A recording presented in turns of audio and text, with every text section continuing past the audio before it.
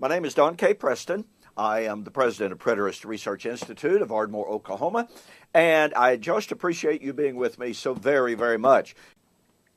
We are looking at the fact that Paul said the body is sown in dishonor. It is raised in honor. I took note of the fact that the enemies of covenant eschatology very often level the charge of Gnosticism against preterists, since preterists deny that there will yet be a future physical, biological raising of decomposed bodies out of the ground.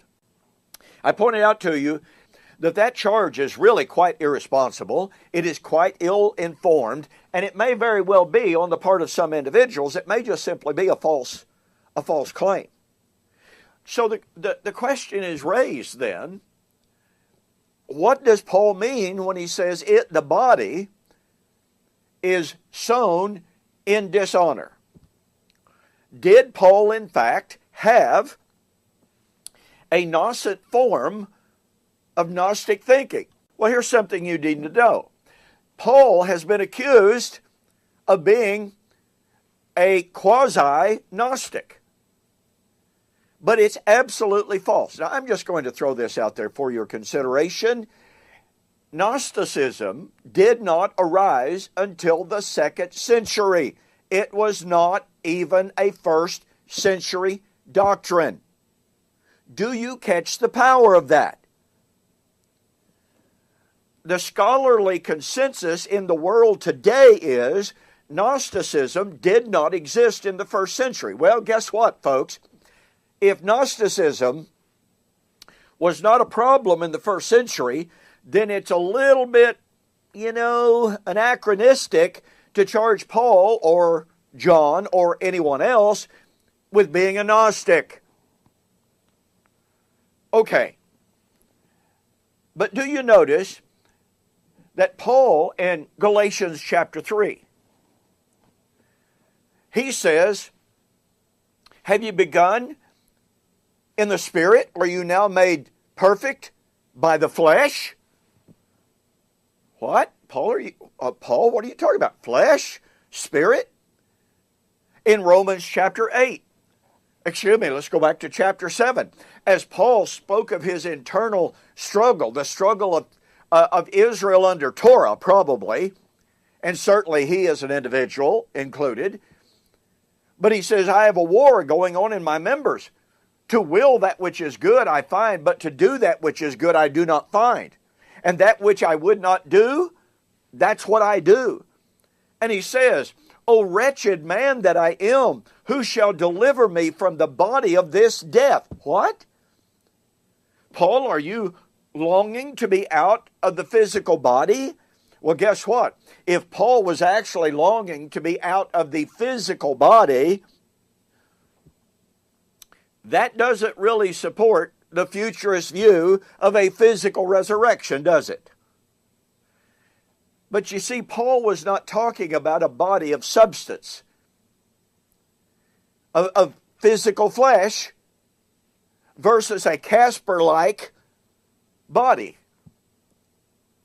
He is thinking in purely Hebraic forms, that a man, according to the way he was living in a body of life or a body of death.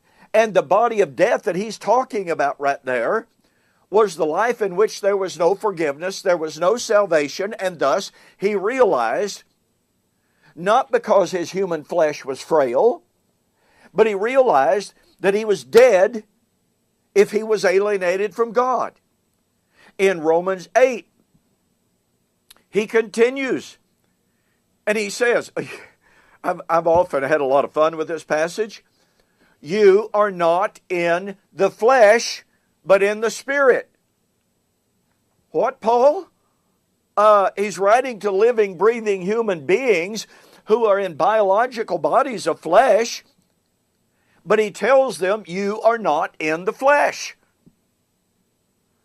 And he says, if any man is in the flesh, he cannot please God.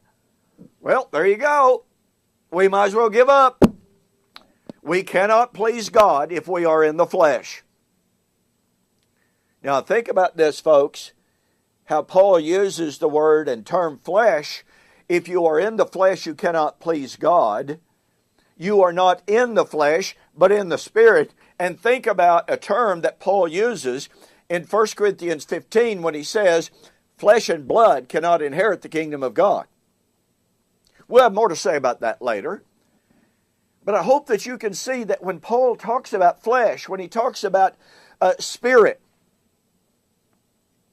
when he is using these terms that people insist refers to biological flesh versus Casper, the ghost, they're not using those terms in the way that Paul used them. And Paul was not using them in some pre-Gnostic way either.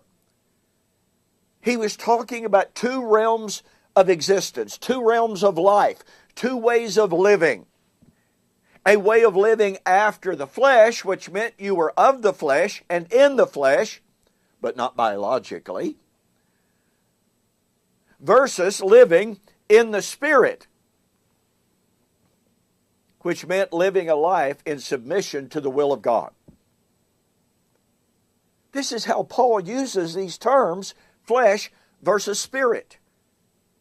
And that's why this agrees and comports perfectly when Paul says, when the mortal shall put on immortality, or the corruptible, and he uses this word phathora versus aphathora, which the corruption had to do with moral corruption, i.e. a life of flesh, versus aphathora, a life devoted to God, and a life in submission to God. So it's critical for us to use the terms in the way Paul uses. Look, preterists are accused all the time of redefining biblical words. Well, let me tell you something. It's time that we go back to the Bible and we define the Bible words, terms, and phrases in the way that they were originally intended, not the way modern dictionaries define them. It is absolutely amazing when modern commentators come to these words, terms, and phrases in 1 Corinthians 15 and they totally ignore how Paul uses those very words, terms, and phrases. And they impose a definition on those words, terms, and phrases that do not work. Simply do not work. And guess what? We've got more on these important, critical words, and even on the concept of Gnosticism. And we'll look at that on the flip side. We will see you there.